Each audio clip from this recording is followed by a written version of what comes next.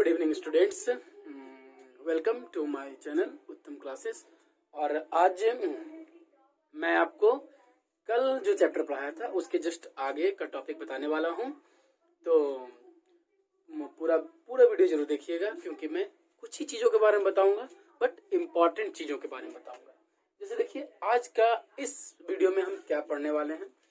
तो हम सबसे पहले पढ़ेंगे ऑकरेंस ऑफ कार्बन। कार्बन का ऑकरेंस मतलब कार्बन कहाँ से हमें मिलता है, जिसके बारे में पढ़ना है। फिर हमें पढ़ना है एलेट्रॉप्स ऑफ कार्बन, कार्बन के एलेट्रॉप्स के बारे में। फिर हमें पढ़ना है अबाउट डायमंड, जो कि उसका एलेट्रॉप है। और फिर ग्रेफाइट के बारे में। तो सबके बारे में हम बारी बारी से पढ़ेंगे, ठीक है ना।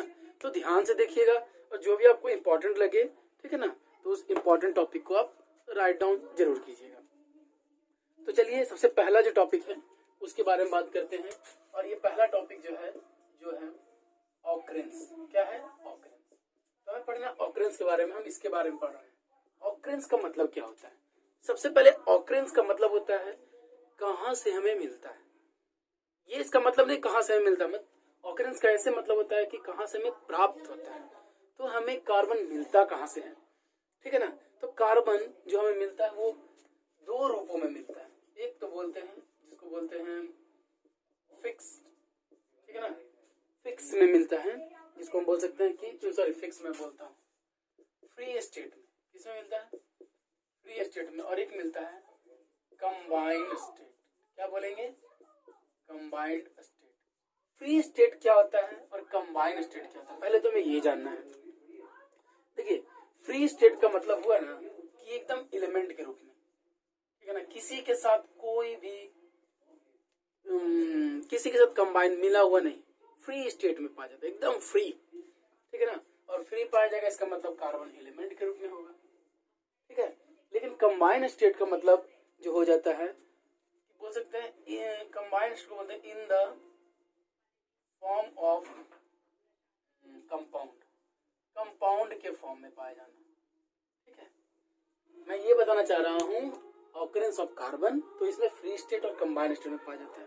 अब आप बोलिएगा सर फ्री स्टेट में और कंबाइन स्टेट का मतलब, तो मैंने आपको बताया फ्री स्टेट का मतलब किसी के साथ बिना कंबाइन किए हुए अकेले, ठीक है ना।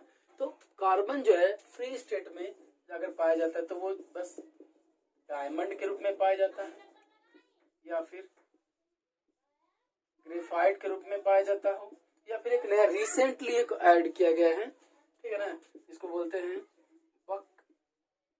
बकमिंस्टर फ्लोरेंस, ठीक है। ये तीन रूपों में कार्बन जो अगर पाया जाएगा तो फ्री स्टेट, एकदम फ्री स्टेट। डायमंड जो कि कार्बन ही है, ठीक है ना, डायमंड क्या है? कार्बन है। ग्रेफाइट कार्बन है, और बकमिंस्टर फ्लोरेंस कार्बन है। तो इन सब रूपों में कार्बन जो पाया जाता है वो फ्री स्टेट में पाया जाता है। अब हम बात करेंगे कंबाइन स्टेट। तो कंबाइंड स्टेट में कैसे पाया जाता है? तो कंबाइन मैंने पहले बताया in the form of compound. अब आप बताइए कि अगर CO2 हम air from air, CO2 from air, अगर एयर से हम सब लेते हैं तो कार्बन डाइऑक्साइड हमें मिलता है, और कार्बन डाइऑक्साइड कंपाउंड के फॉर्म में है। तो CO2 हमें C तो मिलता है, लेकिन किस रूप में? कंबाइंड स्टेट में पाया जाता है। ओके। सेकंड हम बोल सकते हैं फॉसिल फ्यूल। आपने फॉसिल फ्यूल का नाम सुना होगा, फॉसिल्स के रूप में, ठीक है ना। जैसे कोल, कोयला, उसमें भी कार्बन होता है, लेकिन कंबाइंड स्टेट में होता है, ठीक है ना। पेट्रोलियम के रूप में भी पाया जाता है। CNG इन सब के रूप में पाया जाता है, लेकिन कंबाइंड स्टेट में पाया जाता है, ठीक है ना। अब बात करते हैं ऑर्गेनिक कंपाउंड के रूप में। तो आप जानते हैं कार्बोहाइड्रेट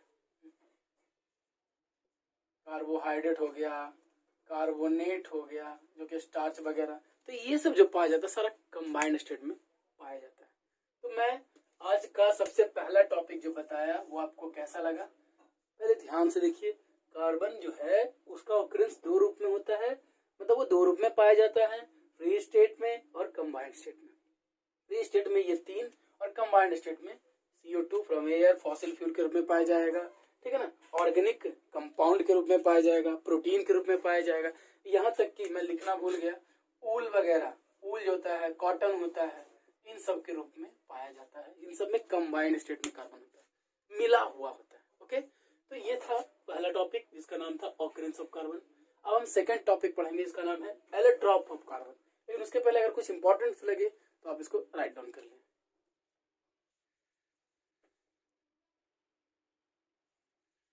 तो आई थिंक ये आपको समझ में आया होगा। अब मैं इसको मिटाता हूँ, ठीक है ना।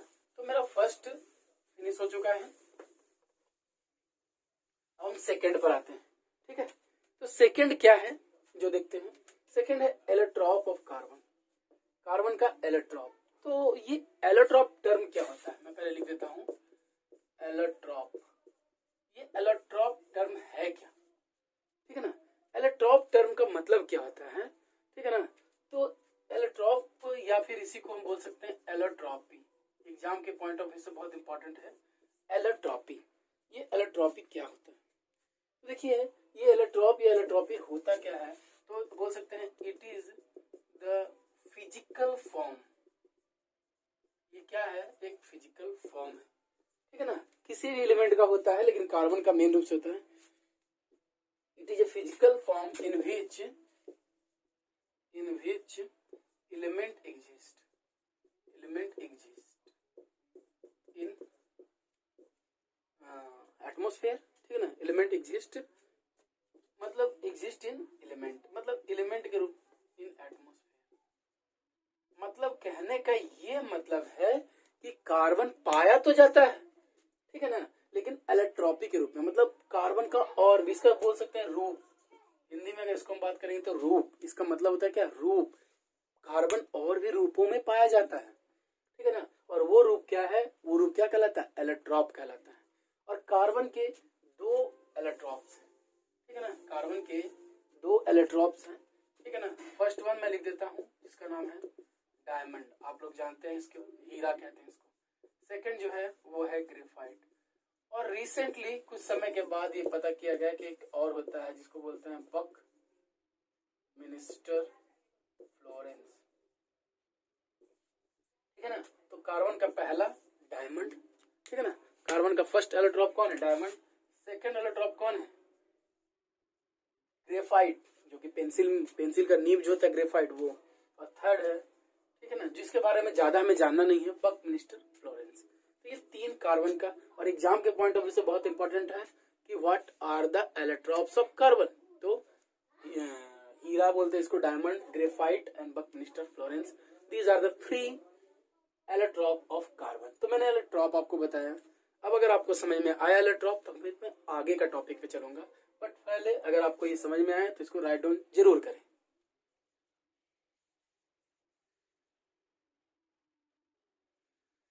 तो देखिए बात है कि ये मैंने आपको बता दिया एलोट्रॉप। अब हम आगे पढ़ेंगे जिसको कहते हैं डायमंड। देखिए डायमंड और ग्रेफाइट, ठीक है ना, डायमंड और ग्रेफाइट ये एलोट्रॉप है, आपको पहले ही पता है। बट इन दोनों में बहुत से क्या बोल सकते हैं डिफरेंसेस है, ठीक है ना, बहुत सा डिफरेंसेस है, और जो कि एग्जाम के पॉइंट ऑफ व्यू से भी बहुत जरूरी है। तो पहले आपको जानना है क्या डिफरेंसेस हैं। देखिए मैं पहले डायमंड के बारे में आपको लिखता हूँ, और जो चीज मैं बताऊंगा उसको ध्यान से सुनिएगा, ठीक है ना। सारे चीज को मैं लिख नहीं सकता, बट मैं बताऊंगा। डायमंड जो है क्या है, तो इट इज द एलोट्रॉप, ठीक है ना। और डायमंड भी एक, क्योंकि ये फ्री स्टेट में पाया जाता है, तो ये एक तरह का क्या है, कार्बन ही है। इसको हम सी कह सकते हैं, इसका एक कार्बन है क्योंकि एलोट्रॉप है। अब कहा जाएगा कि डायमंड, तो डायमंड कितना इसके बारे में बताएं, ये ट्रांसपेरेंट होता है, ठीक है ना। क्या होता है ट्रांसपेरेंट का मतलब, आप जानते हैं आर पार दिखने वाला। डायमंड के बारे में सभी लोग जानते हैं, बहुत से लोगों ने देखा भी होगा। ये ट्रांसपेरेंट होता है। हार्ड तो इतना होता है कि ये दुनिया का सबसे हार्डेस्ट सब्सटेंस है डायमंड, ठीक है ना, आपको पता ही होगा। It is the hardest substance in, मतलब हर जगह सबसे ज्यादा जो हार्ड है तो वो है डायमंड। फिर है कि डायमंड के मतलब, डायमंड एक्चुअली में एक कार्बन ही है। अगर आप इसको जला देते हो, बाय द वे, ठीक है ना, डायमंड को जलाना बहुत ही, अब डायमंड एक महंगा होता है, बहुत ही कॉस्टली होता है, बट इसको जलाइएगा तो आपको कार्बन डाइऑक्साइड ही मिलेगा। आपको पता करना है कि आप जलाइए, तो आप घर में आप जला सकते हैं, ठीक है ना, और जलाकर उसको देख सकते हैं, तो वो क्या CO2 गैस को निकालेगा। और वो CO2 को अगर आप पास करते हैं लाइम वाटर के साथ तो वो क्या बनेगा, मिल्की कलर कर देगा। ये तो आप पढ़े हैं। तो डायमंड को जानने के लिए कि डायमंड एक ट्रांसपेरेंट होता है और ट्रांसपेरेंट के साथ साथ क्या होता है, तो ये हार्डेस्ट सब्सटेंस है, ये एक तरह का कार्बन है। अगर इसको हम जलाएंगे क्या मिलेगा हमें, लेकिन स्ट्रक्चर के बारे में जानते हैं, ठीक है ना। इसका स्ट्रक्चर क्या होता है, तो इस तरह का स्ट्रक्चर होता है, ठीक है ना, ठीक है ना। यहाँ से फिर ये डायमंड मतलब ये फिर इस तरह का इसका स्ट्रक्चर होता है और इसके स्ट्रक्चर को बोला जाता है, ठीक है ना, टेट्रावैलेंट। क्या बोला जाता है, टेट्रावैलेंट। टेट्रावैलेंट में कल आपको बताया था, ठीक है ना। टेट्रा मतलब 4। तो इसका जो हर, देखिए यहाँ डायमंड है, ये भी फिर 4 से ऐड हो जाएगा, देख रहे हैं। यहाँ पर है तो ये भी 4 से ऐड हो जाएगा, यहाँ पर है ये भी 4, मतलब टेट्रा, इसको बोलते हैं टेट्रावैलेंट, टेट्राहेड्रल बोलिए आप, ठीक है ना। टेट्राहेड्रल ज्यादा बेटर होगा। टेट्राहेड्रल इसका स्ट्रक्चर होता है और इसमें कोई भी फ्री इलेक्ट्रॉन नहीं होता, ठीक है ना। यहाँ पर आप लिख सकते हैं नो एनी फ्री इलेक्ट्रॉन, कोई भी फ्री इलेक्ट्रॉन इसका नहीं होता है जब हम स्ट्रक्चर के बारे में बात करते हैं तो, ठीक है ना। जब हम स्ट्रक्चर के बारे में, कोई फ्री इलेक्ट्रॉन नहीं होता है। और ये फ्री इलेक्ट्रॉन न होने के कारण क्या होता है, एक भी फ्री इलेक्ट्रॉन नहीं है तो ये हार्ड बनाता है। क्या बनाता है, हार्ड सब्सटेंस, ये हार्ड बन जाता है। और चूंकि इसमें कोई फ्री इलेक्ट्रॉन नहीं है तो ये हम बोल सकते हैं कि डज नॉट कंडक्ट इलेक्ट्रिसिटी। क्या करेगा, इलेक्ट्रिसिटी को, क्योंकि इसके पास फ्री इलेक्ट्रॉन होगा तभी नहीं ये इलेक्ट्रिसिटी को कंडक्ट करेगा, तो इसके पास नहीं है फ्री इलेक्ट्रॉन कंडक्ट करने का। That's why it is a non, क्या बोल सकते हैं, non conductor, bad conductor of electricity. आपको इलेक्ट्रिसिटी अगर कंडक्टर बना है तो फ्री इलेक्ट्रॉन होना चाहिए, इसमें नहीं होता। लेकिन एक चीज है, ये हार्ड होता है क्योंकि इसमें फ्री इलेक्ट्रॉन नहीं है, बहुत हार्ड होता है। बहुत हार्ड क्या, मैं तो पहले ही बताया, this is the hardest substance in the world, ठीक है। तो डायमंड के बारे में मैंने अभी आपको क्या बताया, it is the allotrope of carbon, okay. फिर ये ट्रांसपेरेंट होता है, फिर क्या है, it is the hardest substance and it is also carbon, ठीक है ना। अगर इसको जलाएंगे, if you burn the carbon then it produce carbon dioxide and this carbon dioxide is tested by the method, आपको पता है ना, सिलेक्ट लाइम वाटर में डालने से। तो ये था डायमंड के बारे में। तो डायमंड के बारे में बहुत इंपॉर्टेंट क्वेश्चन पूछा जाता है एग्जाम में, क्या क्या। तो सबसे पहला ये कि डायमंड जो है वो क्यों, उसमें अगर फ्री, वो क्यों नहीं कंडक्ट करता है इलेक्ट्रिसिटी। तो डायमंड इसलिए नहीं करता क्योंकि इसमें फ्री इलेक्ट्रॉन नहीं होता।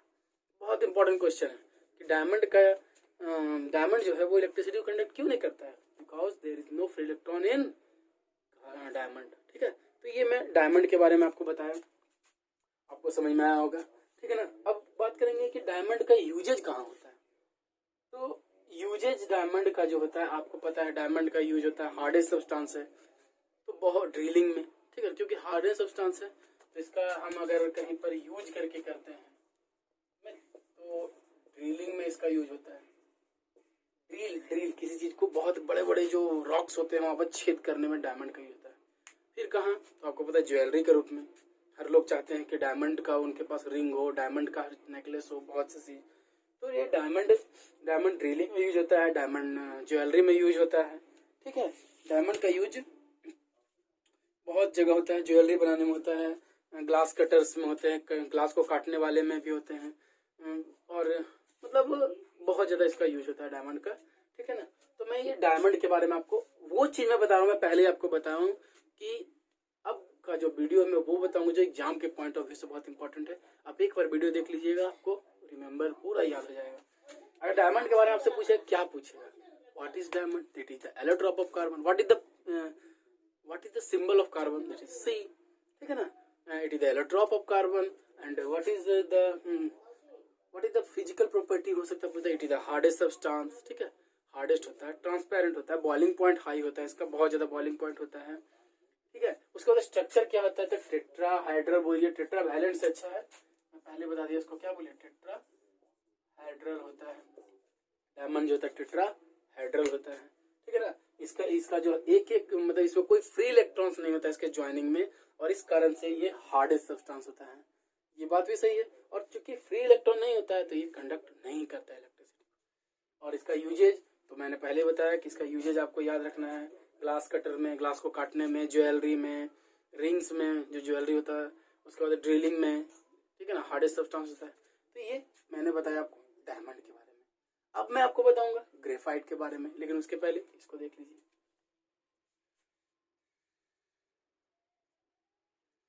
तो अब हम बात करेंगे ग्रेफाइट के बारे में, ठीक है। ग्रेफाइट क्या होता है? देखिए, जानबूझकर ये मैं छोटा छोटा वीडियो बना रहा हूँ ताकि आपको ज्यादा बोर ना फील हो। मैंने आपको बताया ऑकरेंस, आपको समझ में आ गया होगा। एलेट्रॉप बताया, समझ में आ गया। डायमंड्स के बारे में बताया, डायमंड। अब मैं बात करूंगा ग्रेफाइट के बारे में, जो कि आज का ये लास्ट टॉपिक होगा। ग्रेफाइट क्या होता है, ठीक है ना।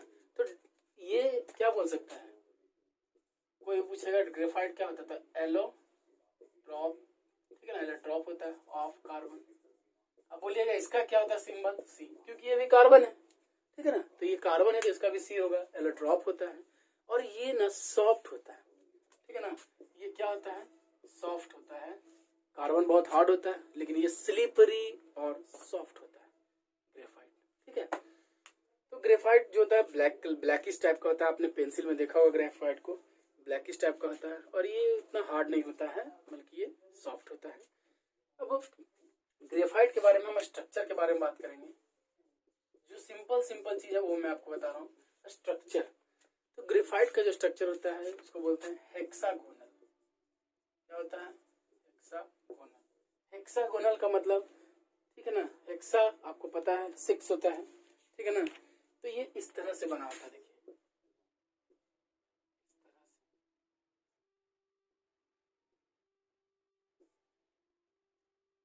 ये है ना 1 2 3 4 5 6।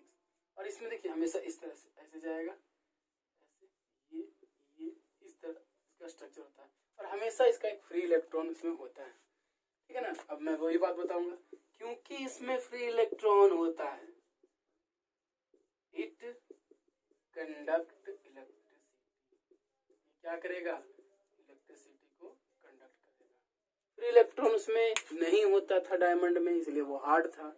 इसमें फ्री इलेक्ट्रॉन होता है तो इसलिए सॉफ्ट होता है, ठीक है ना। और ये क्योंकि इसमें फ्री इलेक्ट्रॉन होता है तो ये कंडक्ट करता है इलेक्ट्रिसिटी।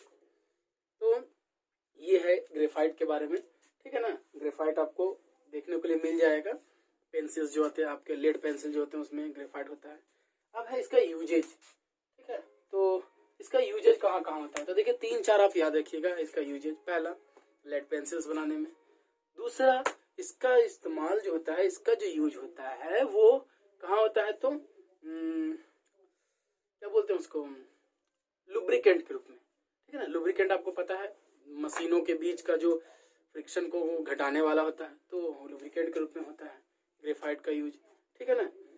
तो बहुत सा ऐसा यूज है ग्रेफाइट का, बट हमें जो मेन रूप से जानना है वो मैंने आपको बताया। तो ये था ग्रेफाइट और डायमंड के बारे में, ठीक है ना। आई होप आपको समझ में आया होगा। तो मैं और भी बताना चाहता बकमिंस्टर फ्लोरेंस के बारे में, बट बकमिंस्टर फ्लोरेंस के बारे में उतना जानना है नहीं, लेकिन फिर भी नेक्स्ट अपने वीडियो में जरूर इसको बताऊंगा। लेकिन फिलहाल के लिए मैंने इतना ही बताया। आप ट्राई कीजिएगा और थोड़ा सा बुक पढ़ने के लिए, ठीक है ना, आपको समझ में आएगा। सो आज के लिए thanks and have a nice day.